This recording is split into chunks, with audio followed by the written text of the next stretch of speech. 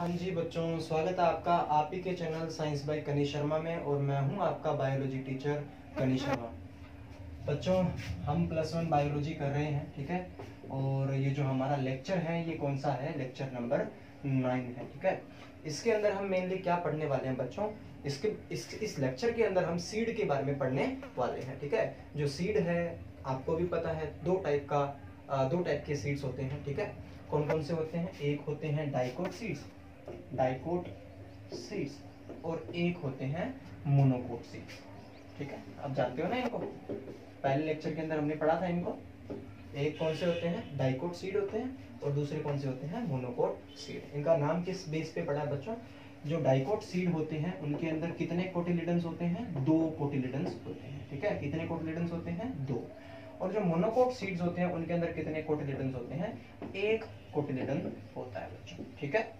ये बेसिक सा डिफरेंस है डाइकोट सीड और मोनोकोट सीड के अंदर। डाइकोट सीड्स में 2 कोटिलिडन होते हैं, मोनोकोट सीड में 1 कोटिलिडन होता है। एग्जांपल देख लेते हैं बच्चों। एग्जांपल है इसका हो जाएगा मैंगो हो जाएगा, ठीक है। मैंगो, ग्राम भी इसी का एग्जांपल है, ठीक है। डाइकोट सीड का ही एग्जांपल है। और मोनोकोट सीड का अगर हम एग्जांपल कंसिडर करें तो ये होगा बच्चों वीट हो जाएगा, ठीक है। वीट हो जाएगा, राइस हो जाएगा, ये सारी चीजें बच्चों। बिल्कुल सिंपल वे में देखा हमने। डाइकोट सीड कौन सा होता है? जिसमें 2 कोटिलिडन हो। मोनोकोट सीड कौन सा होता है? जिसमें 1 कोटिलिडन हो, ठीक है। 1 कोटिलिडन आएगा बच्चों, क्योंकि एस तो प्लूरल के केस में आता है ना, 1 कोटिलिडन होता है इनके केस में। एग्जाम्पल इसका क्या है? मैंगो है, ग्राम है, और इसका क्या है? वीट और राइस है, ठीक है। चलिए, आज ये जो लेक्चर है ये स्ट्रक्चर्स पे है बच्चों। ये बेसिक चीज थी जो मैंने ऐसे ही आपको बताई। तो चलो स्टार्ट करते हैं। Structure of dicot seed. Structure of dicot seed, ठीक है। चलिए, स्ट्रक्चर ऑफ डाइकोट सीड, ठीक है। चलिए, तो कोई भी डाइकोट सीड का एक आप एग्जांपल ले लेते हैं बच्चों। ग्राम का ले सकते हो आप, और भी मैंगो का ले सकते हो, आपकी मर्जी है, ठीक है। चलिए स्टार्ट करते हैं।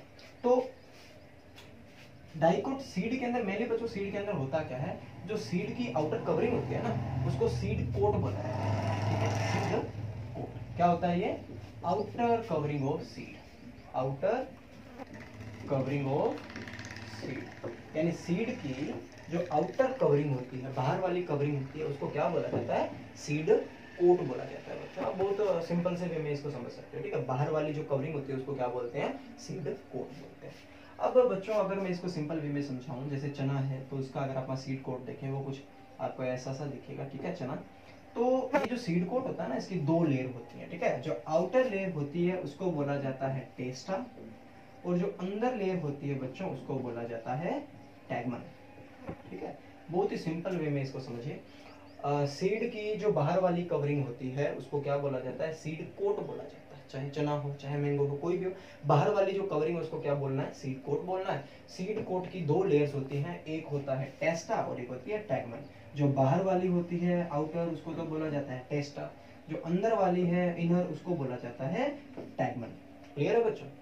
आसान है ना ये चीज? बहुत ही आसान है, ठीक है। चलिए, तो ये तो हो गया सीड कोट की बात। उसके बाद बच्चों सीड कोट के अंदर ही, अब ध्यान से देखना, सीड कोट के अंदर ही, जैसे मैं एक बार बना लेता हूँ ये, ठीक है, ठीक है। ये चना बनाया मैंने, कुछ अजीब सा ही बना है लेकिन फिर भी बन गया। तो आपने देखा होगा बच्चों कि यहाँ पे है ना, यहाँ पे एक ऐसे स्कार सा प्रेजेंट होता है, ठीक है। एक ऐसे निशान सा प्रेजेंट होता है, देखा है ना आपने? कभी देखा होगा। तो सीड कोट के ऊपर ही एक ऐसे स्कार प्रेजेंट होता है बच्चों, स्कार प्रेजेंट होता है। इस स्कार को क्या बोला जाता है? स्कार को बोला जाता है बच्चों हाइलम। क्या बोला जाता है? हाइलम बोला जाता है बच्चों। आसान है, कुछ नहीं है, बेसिक चीजें हैं ये। सीड की आउटर कवरिंग जो होती है उसको क्या बोलते हैं? Seed coat. 2 इसकी लेयर्स हैं। आउटर लेयर क्या हो जाएगी? टेस्टा। इनर लेयर क्या हो जाएगी? टैगमन। ये चना बनाया मैंने, ठीक है। ये भी अजीब सा ही बना लेकिन बन गया, ठीक है। चलिए, इधर क्या था? इधर बच्चों देखिए, मैंने क्या बताया कि ये जो सीड कोट होता है ना, इसके ऊपर यहाँ एक धब्बा सा या निशान सा होता है, यानी एक स्कार प्रेजेंट होता है। उस स्कार को क्या बोलते हैं? हाइलम। और एक्चुअली बच्चों आप जानते हो कि ये सीड फ्रूट के अंदर प्रेजेंट होते हैं। तो ये जो हाइलम है ना, ये वाला जो हिस्सा है, ये वही पॉइंट है जिससे ये सीड जो है फ्रूट के अंदर अटैच्ड है। आसान है ना? आपने चना देखा होगा, चने को खाते हैं ना, तो जो हरे चने आते हैं हमको खाते हैं आप, तो उसका फ्रूट को तोड़ करके इसको तोड़ना पड़ता है बच्चों, देखा हो ना आपने। तो कहने का मतलब ये है कि ये जो स्कार होता है सीड कोट के ऊपर, इसको हाइलम बोलते हैं, और यही वो पॉइंट है जिससे ये सीड जो है फ्रूट के अंदर अटैच था। आसान भाषा में समझा ना हमने हाइलम को, आसान है ना। यही पॉइंट है जिससे ये जो चना था ये अपने फ्रूट के अंदर, क्योंकि चना तो सीड होता है ना, ये सीड है, तो ये सीड जो है इसी पॉइंट से अपने फ्रूट के अंदर जो था अटैच था। ठीक है बच्चों, तो सीड कोट हो गया, हाइलम हो गया। अच्छा एक और चीज, हाइलम के जस्ट ऊपर एक पोर, एक स्मॉल छोटा सा होल प्रेजेंट होता है, उस होल को क्या बोला जाता है, माइक्रोपाइल बोला जाता है। सही है बच्चों, आसान है ना, कुछ भी नहीं है।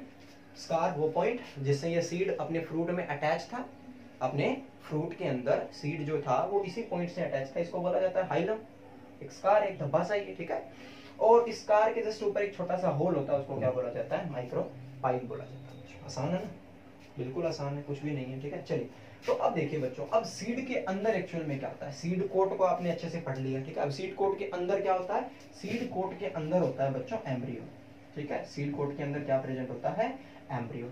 और आप अच्छे से जानते हो एम्ब्रियो में भी दो चीजें होती है, एक होता है एम्ब्रियोनल एक्सिस, एम्ब्रियोनल एक्सिस, और एक होते हैं कोटिलिडन्स। ठीक है, चलिए इसको बच्चों ध्यान से देखते हैं। सीड कोट को हमने अच्छे से पढ़ा, क्या क्या होता है सीड कोट के अंदर, टेस्टा, टेगमन, स्कार, ये जो हाइलम है, माइक्रोपाइल है, ये चीजें तो आ गई सीड कोट के अंदर। अब पढ़ते हैं अंदर क्या है भाई, सीड कोट तो हमने पढ़ लिया, अंदर क्या है, चलिए अंदर वाली चीज को देखते हैं। मिटा दो इसको, कोई दिक्कत नहीं है। चलिए तो ये चीज हो चुकी है हमारी। ठीक है, अब इसको देखते हैं कि ये जो एम्ब्रियो है अंदर, क्योंकि आप अच्छे से जानते हो सीड के अंदर क्या होता है, एम्ब्रियो होता है। बाहर क्या है सीड कोट, अंदर क्या है, एम्ब्रियो। तो एम्ब्रियो जो है वो दो हिस्सों में डिवाइड कर दिया गया है। जो एम्ब्रियो है, एक एम्ब्रियोनल एक्सिस है और एक कोटिलेडन्स है। चने को ध्यान से देखना बच्चों, जो चना होता है ना, अभी अब की बार भी अजीब सा ही बनेगा, क्योंकि अब कोई मैं जादू तो करने वाला हूं नहीं, देखना ध्यान से। हाँ, कुछ ऐसा। ठीक है, चलिए ठीक है, चलिए तो कहने का मतलब, सॉरी, तो कहने का मतलब जो एम्ब्रियो है उसके दो पार्ट मैंने बताई, एक एम्ब्रियोनल एक्सिस और एक कोटिलेडन्स। तो ये बच्चों जो आप देख रहे हो ये क्या है, कोटिलेडन्स है। ये क्या है, कोटिलेडन्स, जानते हो ना, दो कोटिलेडन्स है, इसीलिए सीड को क्या बोला है, डाइकोट सीड बोला है, चना है ये। अच्छा, ये जो ये कोटिलेडन्स है ना, उनके बीच में ही होती है एम्ब्रियोनल एक्सिस, कुछ ऐसी सी होती है बच्चों, ये कुछ ऐसी सी होती है, इसको बोला जाता है एम्ब्रियोनल एक्सिस। यानी ये तो कोटिलेडन्स हो गए दो, और ये क्या है, एम्ब्रियोनल एक्सिस। अब थोड़ा सा एम्ब्रियोनल एक्सिस के बारे में देखें बच्चों, तो इसमें है कुछ नहीं, एक तो होती है प्लम्यूल, अच्छे से पढ़ चुके हो आप इसके बारे में, प्लम्यूल। और ये क्या है, ये है रेडिकल, आप जानते हो अच्छे से बच्चों। ठीक है, जो एम्ब्रियो है उसके दो हिस्से बना लिए हमने, ये एम्ब्रियोनल एक्सिस है, ये कोटिलेडन्स है। एम्ब्रियोनल एक्सिस जो है उसके ऊपर वाले एंड पे प्लम्यूल होता है, नीचे वाले एंड पे रेडिकल होता है, ये स्टेम बनाएगा, ये रूट बनाएगा, पता ही आपको। ठीक है, और बात रही कोटिलेडन्स की, तो जो कोटिलेडन्स होते हैं ये क्या होते हैं बच्चों, फ्लैशी होते हैं। ठीक है, फ्लैशी। ये कोटिलेडन्स फूड को स्टोर करते हैं, क्या करते हैं, फूड को स्टोर करते हैं, क्योंकि ये एम्ब्रियो को ग्रो करना है ना, एम्ब्रियो को नया प्लांट बनाना है, तो एनर्जी की जरूरत होगी ना, वो एनर्जी या फूड जो है वो कहाँ से मिलेगा, इन्हीं कोटिलेडन से मिलेगा। ठीक है बच्चों, बस ये था शायद इसके अंदर, और कुछ नहीं। हाँ, एक चीज और है, एंडोस्पर्म, उसको भी देखते हैं। तो यहाँ तक क्लियर है, सही है, कोई दिक्कत नहीं। सीड कोट, आउटर कवरिंग होती है सीड की, उसको क्या बोला जाता है, सीड कोट बोला जाता है। लेयर दो थी, एक आउटर टेस्टा, इनर टेगमन, और उसके बाद क्या पढ़ा, हाँ जी, सीड कोट के ऊपर एक स्कार प्रेजेंट होता है, इसको क्या बोला जाता है, हाइलम। ये वही पॉइंट है जिससे ये सीड फ्रूट के अंदर अटैच होता है, इसके ऊपर एक माइक्रोपाइल नाम का होल होता है। उसके बाद बच्चों पढ़ा हमने कि सीड कोट को जब हमने तोड़ दिया, उसके अंदर क्या था, एम्ब्रियो था।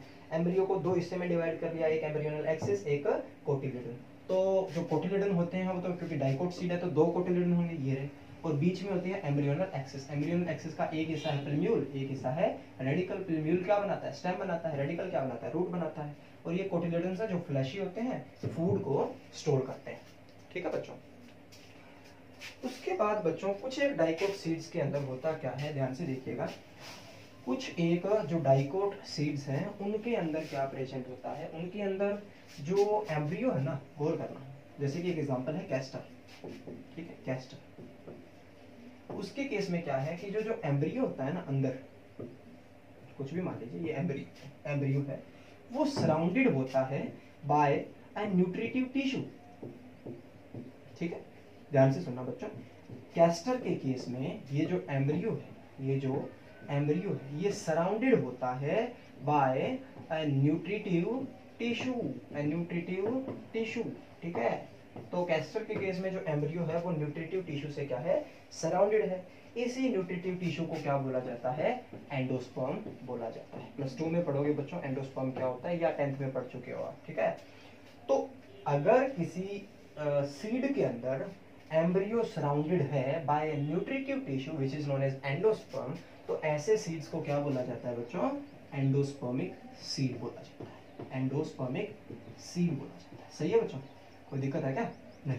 यानी कैस्टर एक ऐसा एग्जांपल है, इसका जो एम्ब्रियो होता है ना, यानी सीड के अंदर जो एम्ब्रियो है वो सराउंडेड होता है एक न्यूट्रिटिव टिश्यू से, जिसको एंडोस्पर्म बोला जाता है। भाई जिन सीड्स के अंदर एंडोस्पर्म है उनको क्या कहते हैं हम, एंडोस्पर्मिक सीड्स, और जिनके अंदर नहीं है उनको क्या बोलेंगे, non endospermic seed. Non endospermic seed. सही है बच्चों, आप पूछोगे इसका एग्जांपल दो सर, तो एग्जांपल बहुत सारे हैं बच्चों, डरने की जरूरत नहीं। क्या हो जाएगा इसका बच्चों, ग्राम। चलो देखा होगा आपने, ग्राम के अंदर कोटिलेडन्स थे, कोई भी एंडोस्पर्म वगैरह कुछ नहीं था। ठीक है, तो नॉन एंडोस्पर्मिक सीड का जो एग्जांपल है वो क्या हो जाएगा, ग्राम हो जाएगा बच्चों।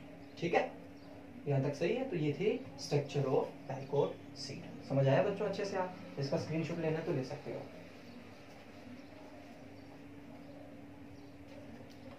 चलिए, तो इस वीडियो के अंदर बच्चों हम डाइकोट सीड ये वाला टॉपिक करते हैं। इससे जो नेक्स्ट वीडियो होगी उसके अंदर आपने क्या करना है बच्चों, उसके अंदर हम करेंगे स्ट्रक्चर ऑफ मोनोकोट सीड। ऐसे ही डिटेल में पढ़ेंगे जैसे इसमें पढ़ा, समझ में आया ना अच्छे से आपको? ऐसे ही पढ़ते रहिए, ऐसे ही अच्छे से अच्छे नोट्स तैयार करते रहिए। थैंक यू बच्चों, ऐसे ही सपोर्ट करते रहिए। जरूर आपने इस लेक्चर का जो भी होमवर्क है वो साथ के साथ करना है, और साथ के साथ यूट्यूब के अंदर जो कमेंट सेक्शन है उसमें आपने कमेंट में अपना नाम लिखना है। ठीक है बच्चों, थैंक यू।